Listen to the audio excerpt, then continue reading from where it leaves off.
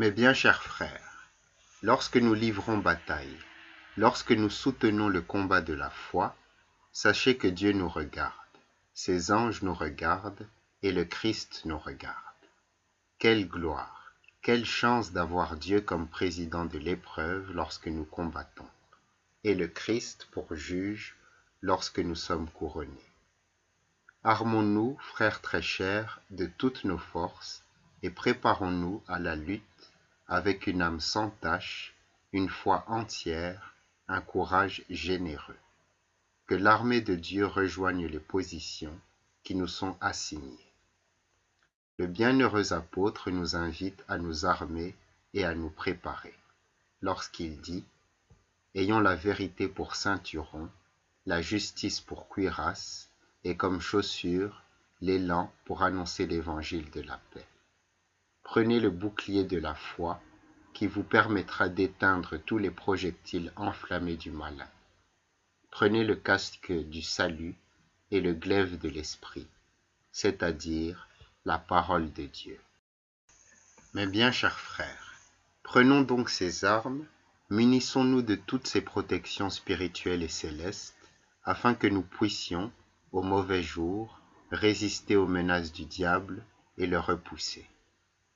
Revêtons la cuirasse de la justice pour que notre poitrine soit couverte et protégée contre les projectiles de l'ennemi. Que nos pieds soient chaussés et armés par l'enseignement évangélique, afin que le serpent, lorsque nous entreprendrons de le fouler et de l'écraser, soit incapable de nous mordre et de nous faire tomber. Portons courageusement le bouclier de la foi, afin que sa protection puisse éteindre tout ce que l'ennemi jettera contre nous.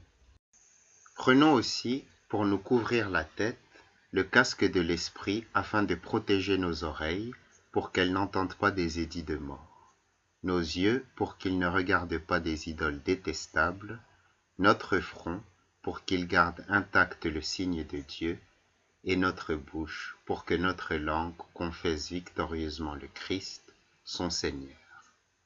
Armons aussi notre main droite du glaive de l'esprit, afin qu'elle rejette courageusement des sacrifices funestes, et que, se souvenant de l'Eucharistie qui nous donne le corps du Seigneur, elle lui demeure attachée pour recevoir ensuite la récompense des couronnes célestes. Ayez tout cela bien à cœur, frères très chers. Si nous sommes en train d'y penser et de le méditer, quand survient le jour de la persécution, le soldat du Christ, instruit par ses enseignements et ses avis, ne redoute pas le combat. Il est prêt pour la couronne. Amen.